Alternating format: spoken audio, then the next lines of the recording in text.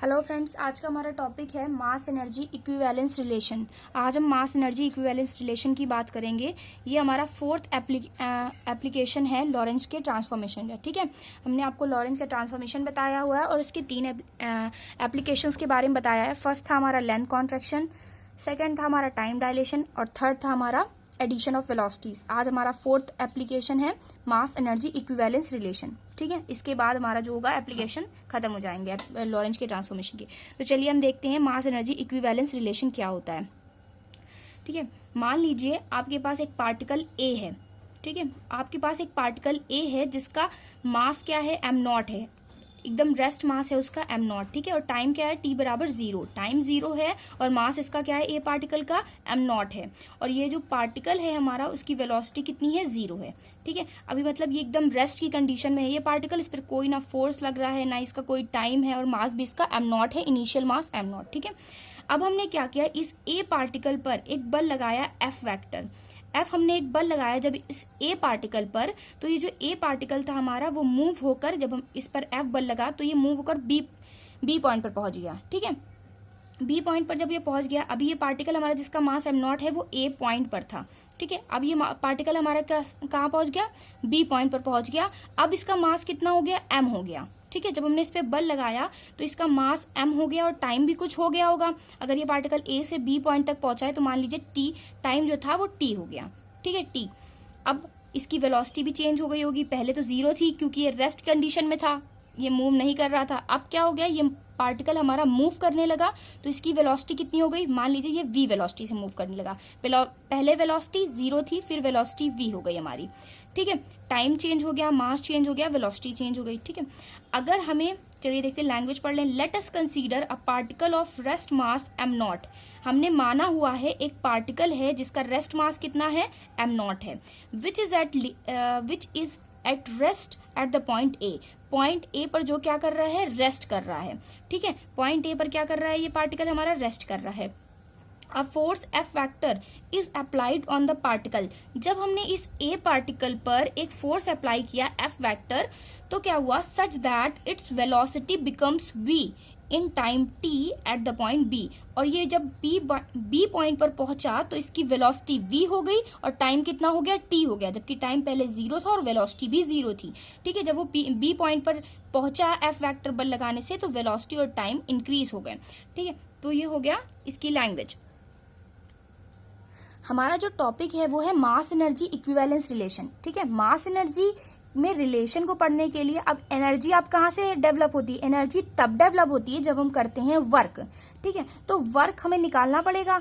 मतलब हमने ए पॉइंट पर जब हमारा पार्टिकल था और बी पॉइंट पर पहुंचा तो हमने कुछ बल लगाया, मतलब कुछ काम किया होगा, तभी तो वो बी पॉइंट तक पहुंचा। तो उसे हमें निकालने के लिए हम मान लीजिए ए से बी पॉइंट जो हमारा था, देखिए ए से बी पॉइंट जो हमारा था, यहाँ से यहाँ जा रहा था पार्टिकल, इनके बीच में, इनके पाथ के बीच में हमने एक पार्टिकल मान लिया P और Q, जिनके बीच की डिस्टेंस कितनी है, dr वेक्टर है, बहुत ही स्मॉल सी डिस्टेंस है dr वेक्टर। ठीक है, तो हमने बहुत ही small C distance dr vector ले लिया। मान लीजिए 2 पॉइंट्स लिए हुए हैं P और Q और इनके बीच की डिस्टेंस dr वेक्टर है। अब इनके बेसिस पर हम वर्क डन निकालेंगे, फिर हम इंटीग्रेशन करके टोटल वर्क डन निकाल लेंगे, जिससे हम एनर्जी निकाल लेंगे। ठीक है, और हमें मास एनर्जी इक्विवेलेंस रिलेशन ही प्रूव करना है। ठीक है, इसीलिए हम क्या निकाल रहे हैं, वर्क निकाल रहे हैं, वर्क से निकालेंगे हम एनर्जी और फिर एनर्जी हमें क्यू के प्रूव करना है। ठीक है, तो चलिए देखते हैं। अब हमने P और Q एक स्मॉल से पार्टिकल मान लिए हुए हैं जिनके बीच की डिस्टेंस कितनी है, dr वेक्टर है।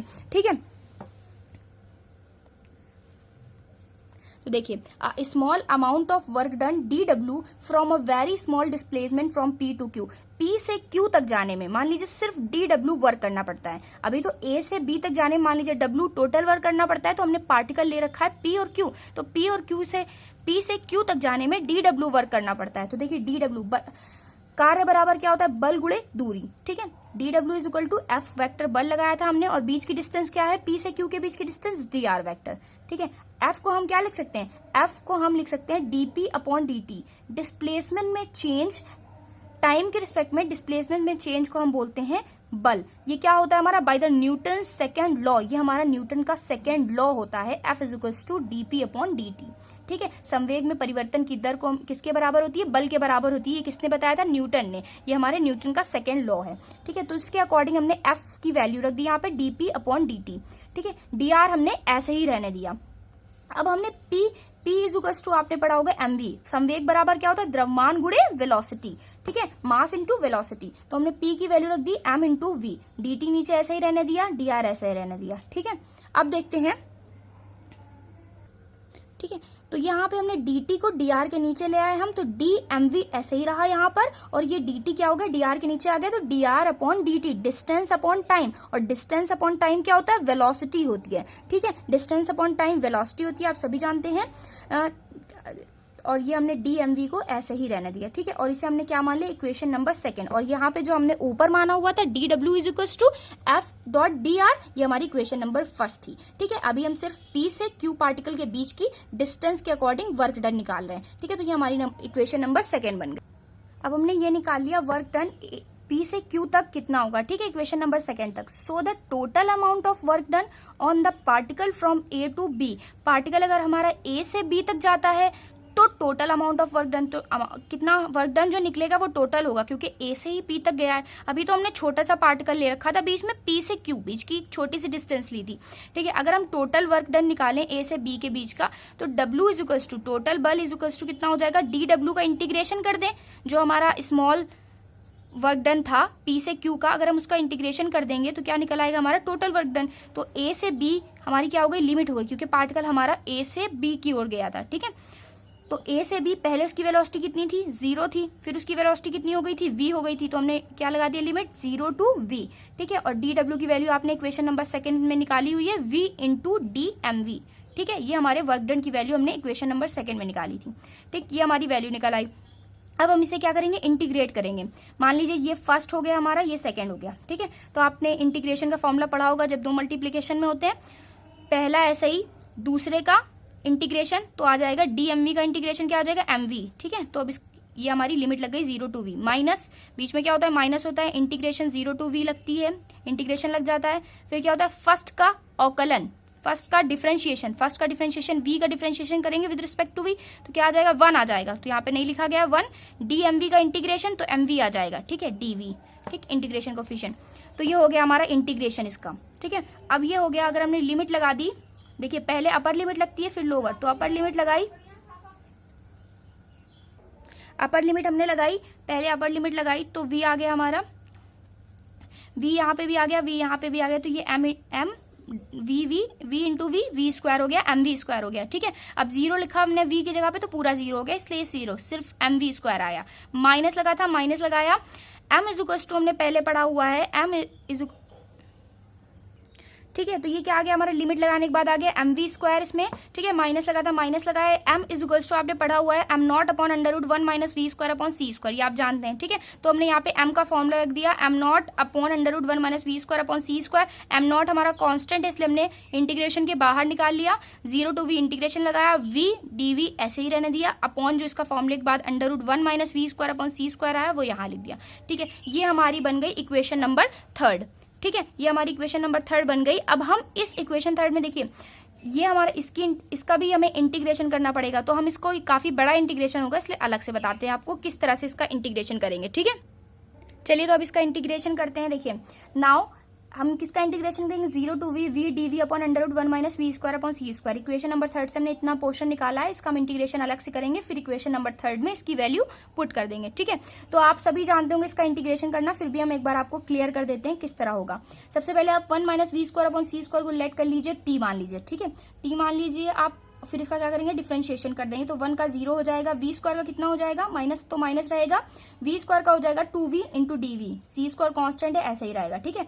dt का कितना हो जाएगा, dt, अभी जो हमारी लिमिट थी वो v की लिमिट थी, अब हमारा जो आ गया है वो किस में आ गया, t के फॉर्म में आ गया है, तो इसे हमें किस लिमिट भी हमें किस में निकालनी पड़ेगी, t में निकालनी पड़ेगी, ठीक है। तो आप यहाँ पे क्या था, 0 था, v बराबर 0 था, तो आप देखिए t बराबर कितना आएगा, v बराबर 0 रखिए, इसमें v बराबर 0 रखा आपने तो ये पूरा 0 हो जाएगा हमारा, सिर्फ 1 आएगा, तो t बराबर क्या आ जाएगा 1, v बराबर कितना था v, तो यहाँ पे v बराबर v रखिए, तो t v बराबर v रखेंगे तो t is equals to 1 minus we square upon c square आ जाएगा, ठीक है। ये t की लिमिट आ जाएगी, t के फॉर्म में लिमिट, t की लिमिट कहां से कहां तक आ जाएगी, 1 से 1 minus we square upon c square के फॉर्म में, ठीक है। और dt की ये वैल्यू आ जाएगी, ठीक। तो अब चलिए इसमें पुट करके देखते हैं क्या आएगा। हमें वैल्यू किसकी रखनी है, वी डीवी की वैल्यू रखनी है। तो इस ये जो हमने डिफरेंशिएशन करके निकाला है इसमें से हम किसकी वैल्यू निकाल लें, वी डीवी। वी डीवी की वैल्यू निकालेंगे तो क्या आ जाएगा, सी स्क्वायर ऊपर हो जाएगा C square D T upon 2 minus का, ठीक है। तो हमें क्या आ जाएगी वी डीवी की वैल्यू। तो यहाँ पे हम वी डीवी की वैल्यू क्या कर देंगे, टी के फॉर्म में रख देंगे, ठीक है। तो और under root 1 minus we square upon C square की वैल्यू क्या रखेंगे, टी रख देंगे, ठीक है। तो आ जाएगा अंडर रूट टी। तो देखिए कैसे करेंगे, देखिए हमने वी डीवी की वैल्यू निकाल ली minus C square upon 2 into D T, ठीक है। डिफरेंशिएशन जहाँ हमने किया था वहां से, और फिर हमने लिखा वैल्यूज पुट कर दी जहां पे हमने वी डीवी माना था। तो लिमिट क्या हो जाएगी हमारी, हमने रखा वी डीवी की वैल्यू ये रख दी, ठीक है, सी स्क्वायर अपॉन 2। यहाँ पे डी टी हमारा क्या है, कांस्टेंट नहीं है, इसलिए यहाँ पे रखा, ठीक है। डी टी हो गया। लिमिट कहां से कहां तक आई, 1 से लेकर 1 minus we square upon C square t की लिमिट, ठीक है। अब हमने अंडर रूट के अंदर 1 minus we square upon C square था, उससे हमने क्या लेट किया था, टी। तो हमने उसकी वैल्यू टी रख दी, ठीक है। तो ये हमारे किसके फॉर्म में आ गया, पूरा टी के फॉर्म में, ठीक है। तो ये तो हमारा हो गया इंटीग्रेशन सिंपली। अभी और देखिए माइनस सी स्क्वायर अपॉन 2 हमने ऐसे ही रहने दिया, ठीक है, माइनस सी स्क्वायर अपॉन 2 हमने ऐसे ही रहने दिया। अब देखिए इसका इंटीग्रेशन कर लीजिए, 1 अपॉन अंडर रूट टी का इंटीग्रेशन आप कैसे करेंगे, अंडर रूट टी मतलब मान लीजिए टी की पावर 1 अपॉन 2, टी की पावर 1 अपॉन 2 को ऊपर ले जाएंगे तो क्या हो जाएगा, टी की पावर माइनस 1 अपॉन 2, ठीक है। इंटीग्रेशन कर लिए, टी की पावर माइनस 1 अपॉन 2 का क्या होगा, टी की power minus 1 upon 2 plus 1 upon T की पावर माइनस 1 अपॉन 2 प्लस 1। आप सभी करना जानते होंगे,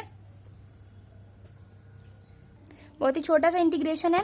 टी की पावर माइनस 1 अपॉन 2 का इंटीग्रेशन आप इसे ऊपर ले जाएंगे तो टी की पावर माइनस 1 अपॉन 2 बन जाएगी, ठीक है। टी की पावर माइनस 1 अपॉन, ठीक है। तो मान लीजिए ये ऊपर चला गया हमारा, यहाँ पे हम आपको बता दे रहे टी की पावर माइनस 1 अपॉन 2 बन जाएगा, ठीक है, इंटू डी टी। अब यहाँ पे जो लिमिट लगी हुई वो लगी हुई है, ठीक है।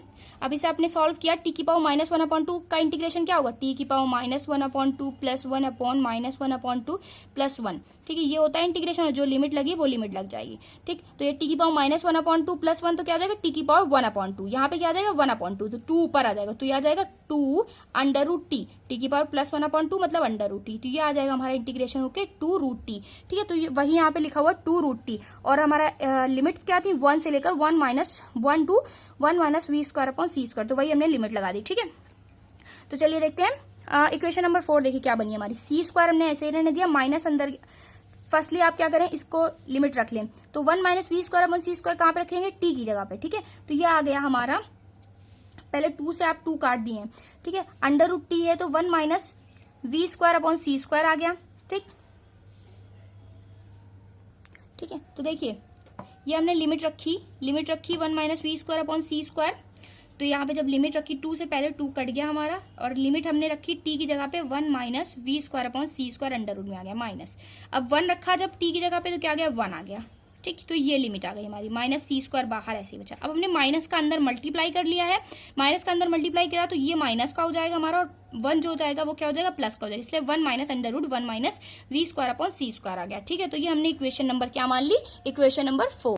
तो अब हमने क्या निकाली, इक्वेशन 3 से हमने जो हमने इंटीग्रेशन करना था वो हमने आपको सेपरेट इंटीग्रेशन करके दिखा दी। इंटीग्रेशन की वैल्यू जो आई उसे इक्वेशन नंबर 4 मान लिया। तो अब इसकी वैल्यू क्या रख देंगे हम, इक्वेशन नंबर 3 में, ठीक है। तो फ्रॉम इक्वेशन 3 से हम लिखेंगे, फ्रॉम इक्वेशन 3 से हमने क्या रखनी है, वैल्यू रखनी है, ठीक है। तो इक्वेशन 3 क्या थी हमारी, W is equal to m v square minus am not C square. Equation 3 देखिए हमारी ये थी, ठीक है। इक्वेशन 3 हमारी ये थी, ठीक है। V d v upon under root 1 minus we square upon C square का हमने क्या किया था, इंटीग्रेशन किया था। तो अब हम इसकी वैल्यू यहाँ पे पुट कर देंगे। तो इसकी वैल्यू क्या आई हमारी, देखिए ये पुट करके आप ये आपकी आ जाएगा, ठीक है। ये आप पुट करिए वैल्यू, एम वी स्क्वायर वैसे ही रहा जैसे स्टार्टिंग में था, माइनस एम नॉट था पहले भी इक्वेशन नंबर 3 में। अब ने वैल्यू कितनी रखी, C square 1 minus under root V square upon सी स्क्वायर, ये वैल्यू रख दी, ठीक है। इंटीग्रेशन करने के बाद तो ये हमारा आ गया, ठीक, इतना आ गया। अब W इज इक्वल टू, हम निकालेंगे W इज इक्वल टू, देखिए M की वैल्यू हमने रख दी M not upon under root 1 minus we square upon C square, ठीक है। जैसे मैंने आपको पहले बताया हुआ है, वी स्क्वायर हमने ऐसे रहने दिया, प्लस देखिए माइनस माइनस प्लस हो गया, माइनस माइनस प्लस, तो हमने m not C square under root 1 minus we square upon C square रखा, ठीक है। ये रख दिया, और ये माइनस, अब इसका एम नॉट सी स्क्वायर का 1 में मल्टीप्लाई करेंगे तो माइनस का आ जाएगा एम नॉट सी स्क्वायर, ठीक। तो ये हमने बाहर निकाले, इतना पोर्शन ये अंदर आ गया हमारा। अब देखिए इन दोनों में से हम क्या करेंगे, एम नॉट कॉमन कर लेंगे, ठीक है। एम नॉट कॉमन कर लिया, क्या बचा, v square upon under root 1 minus we square upon C square plus c square under root 1 minus we square upon C square. ठीक है, इतना बचा। तो हम क्या करेंगे, एलसीएम ले लेंगे। फिर जब हम एलसीएम लेंगे तो क्या आ जाएगा, under root 1 minus we square upon C square LCM आ जाएगा। मान लीजिए एम नॉट है ही नहीं इसमें।